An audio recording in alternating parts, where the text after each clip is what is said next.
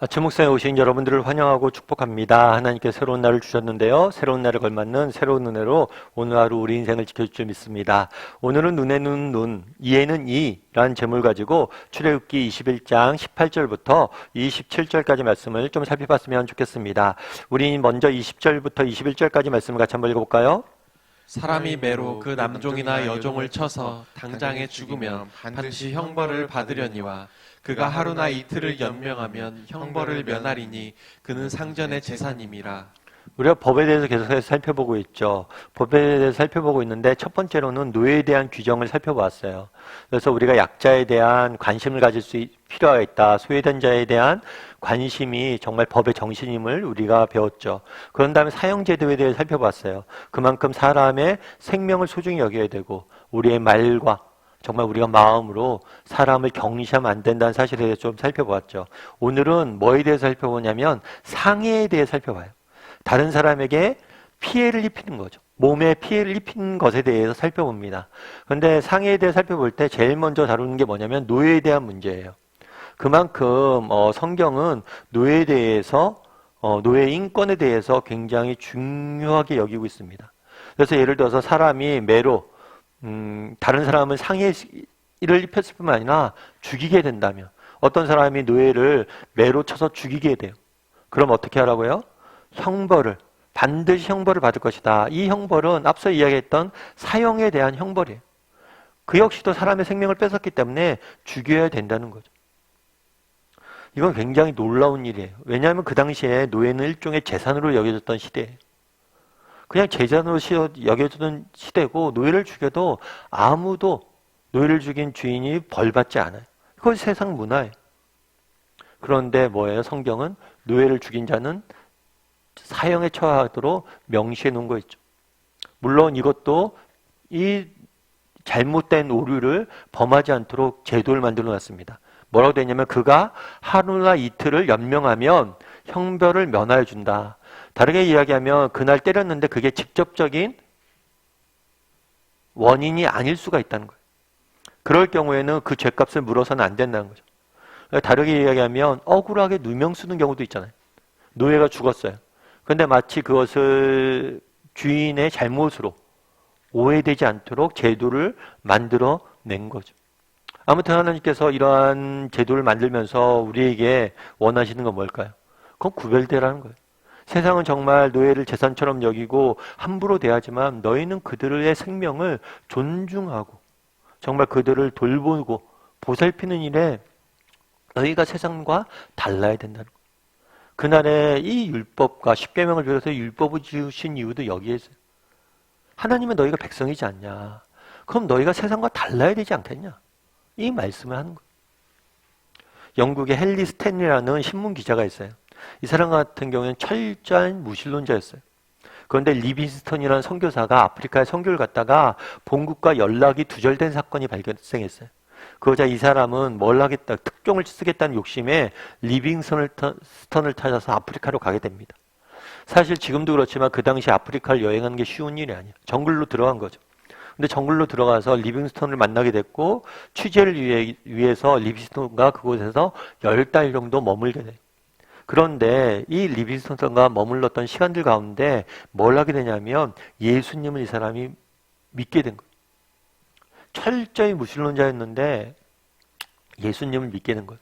그럼 어떻게 예수님을 믿게 됐을까?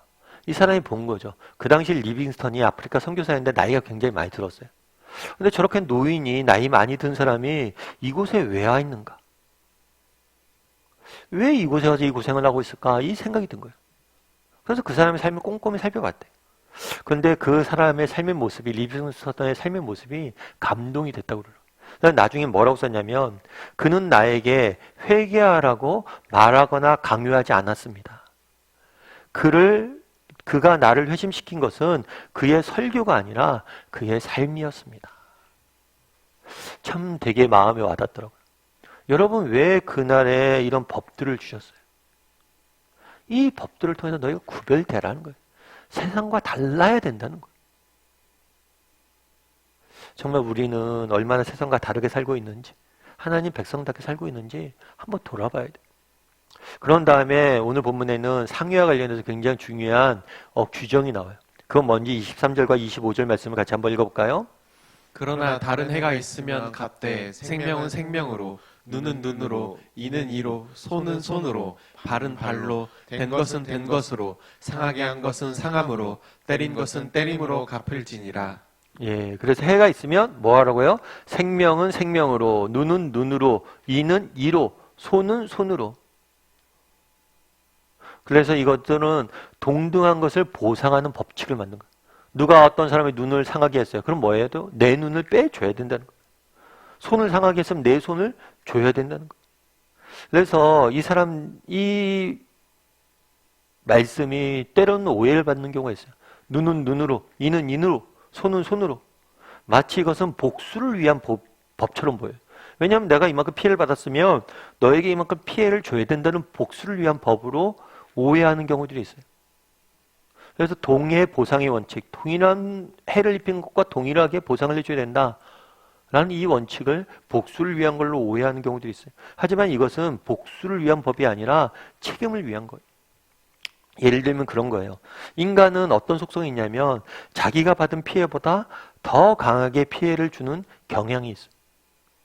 저도 그렇죠. 사실은 우리 아이들이 이제 어렸을 때는 저도 이제 처벌을 하는 경우가 있어요. 체벌을 하는 경우가 있어요. 매로애를 때리죠.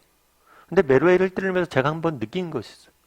야, 내가 정말 이 아이가 잘못해서 이 아이가 잘못된 것을 정말 바로잡기 위해서 아이를 위해서 때리는 건지 아니면 내 감정을 푸는 건지.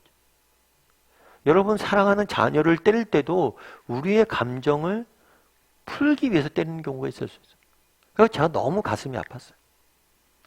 하물며 사랑하는 자녀도 이러는데 누가 나에게 손해를 입혔어요. 눈을 한 대 때렸어요. 그럼 내가 맞은 만큼 그대로 그 사람에게 갚아주나요? 아니죠. 더 세게 때리죠. 그러니까 점점 세지는 거 아니에요. 우리는 더 세게 보복하고 있는 마음들이 있는 거예요. 그래서 눈은 눈으로, 이는 이로. 이것은 뭐냐면 내가 받은 피해만큼만 피해를 주라는 거예요. 왜요? 우리 인간은 악해서 더 주기 때문에. 더 주길 원하기 때문에. 그래서 어쩌면 이 법은 피해자를 보호하는 법이기도 하지만 가해자를 보호하는 법이기도 한 거예요. 반대도 마찬가지죠. 내 아픔은 크지만 남의 아픔은 작아 보이는 거예요. 내가 어떤 사람에게 상해를 입혔어요. 에이, 뭘 그거 갖고 그래. 약 바르면 낫겠네. 그런데 정작 상처를 입은 사람을 생각해 보세요. 그 사람이 느낀 아픔과 상처와 상실감이 얼마나 크겠어요. 그걸 너희가 알고 최대한 상실감을 위해서 갚기 위해서 노력하는 거예요. 다른 사람의 손을 상하게 했냐? 눈을 다치게 했냐?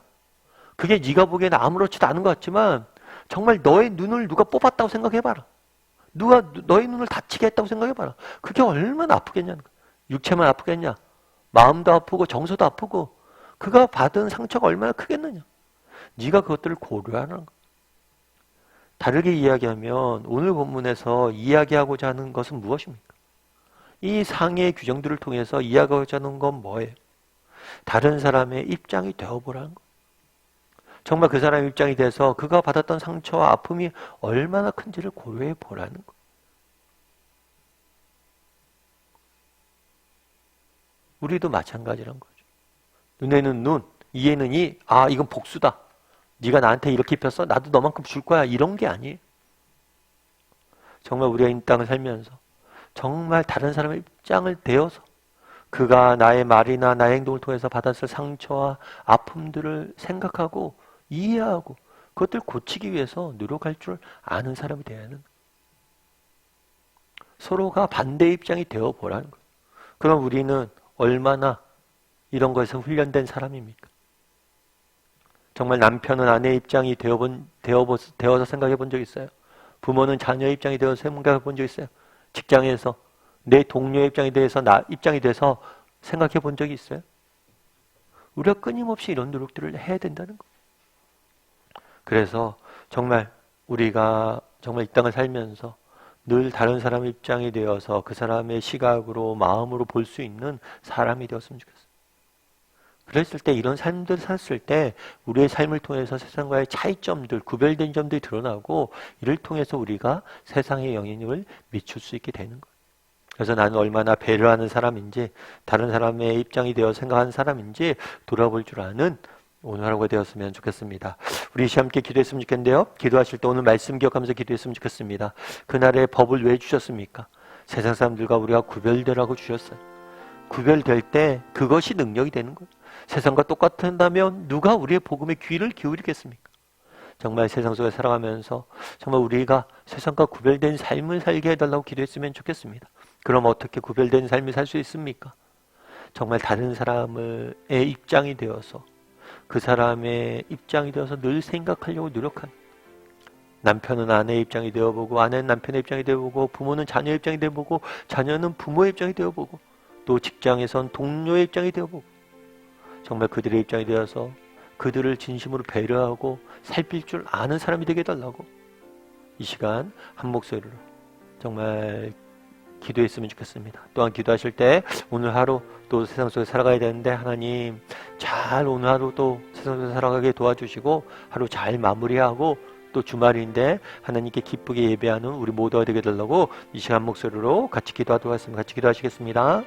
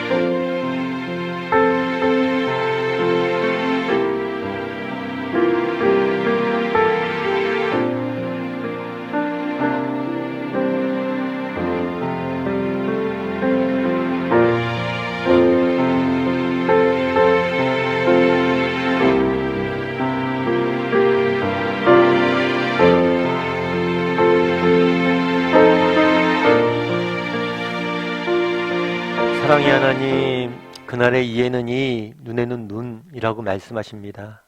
정말 이 땅 살면서 우리가 서로의 입장이 되어서 생각해 볼 수 있도록 우리를 붙잡아 주시옵소서.